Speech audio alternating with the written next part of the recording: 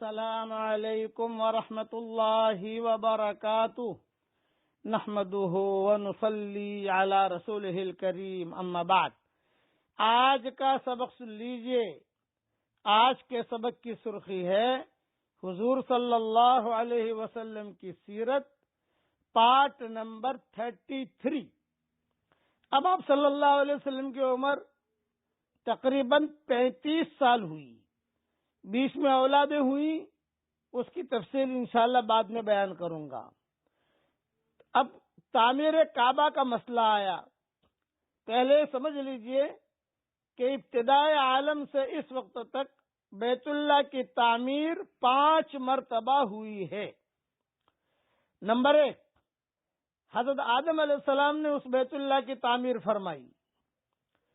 بیہقی میں عبداللہ ابن عمرو ابن عاص رضی اللہ تعالی عنہما سے روایت ہے کہ رسول اللہ صلی اللہ علیہ وسلم نے فرمایا، حق تعالی شانہ نے حضرت جبریل کو حضرت آدم علیہ السلام کے پاس تعمیر بیت اللہ کا حکم دے کر بھیجا۔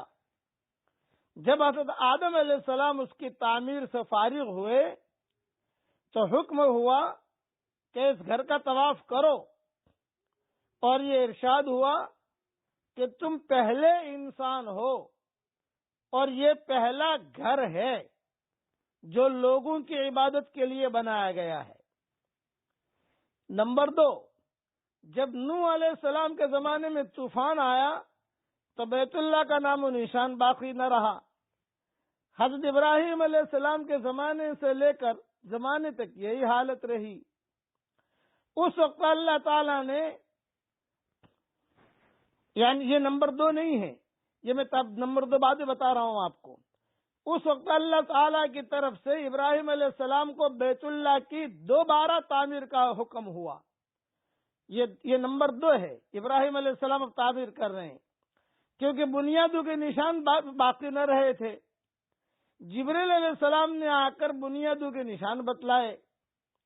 حضرت خلیل اللہ نے، حضرت ذبیح اللہ نے، حضرت ابراہیم اور حضرت اسماعیل نے، دونوں نے مل کر بیت اللہ کی تعمیر شروع کی۔ یہ دوسری مرتبہ ہوا۔ تیسری بار جو بیت اللہ کی تعمیر ہوئی وہ حضور صلی اللہ علیہ وسلم کو نبوت ملنے سے 5 سال قبل ہوئی، جبکہ آپ صلی اللہ علیہ وسلم کی عمر 35 سال کی تھی۔ قریش نے خانہ کعبہ کی تعمیر کی۔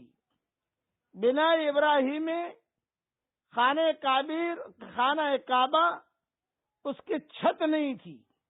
ابراہیم علیہ السلام کی جو تعمیر تھی اس میں بیت اللہ کی چھت نہیں تھی۔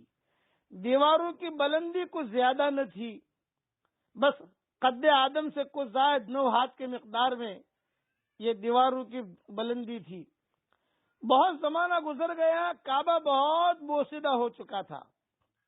نیچے ہونے کی وجہ سے بارش کا تمام پانی اندر بھر جاتا تھا، اس لیے قریش کو اس کی تعمیر کا خیال پیدا ہوا۔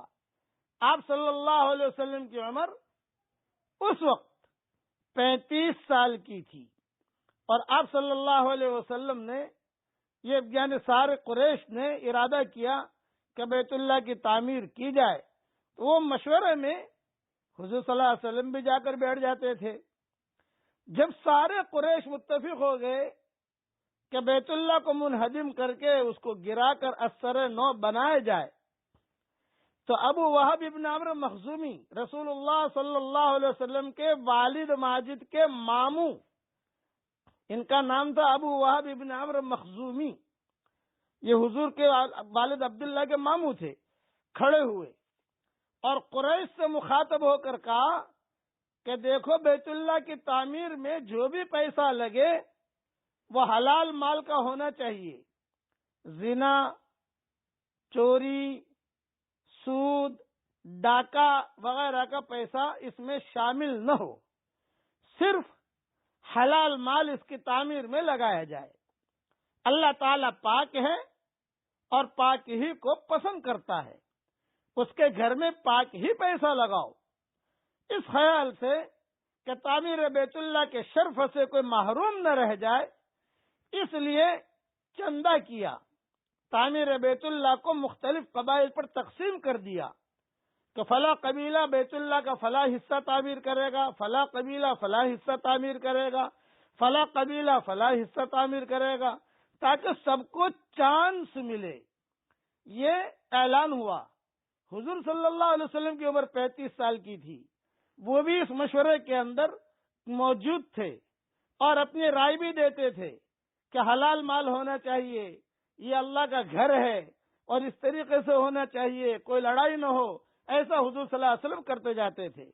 اب بقیہ تفصیل کل پوری کروں گا انشاءاللہ۔ پڑھ لیجئے میرے ساتھ، رب جعلنی مقیم الصلاۃ ومن ذریتی ربنا وتقبل دعا۔ اللہ تعالیٰ یہ دعا ہم سب کے لیے قبول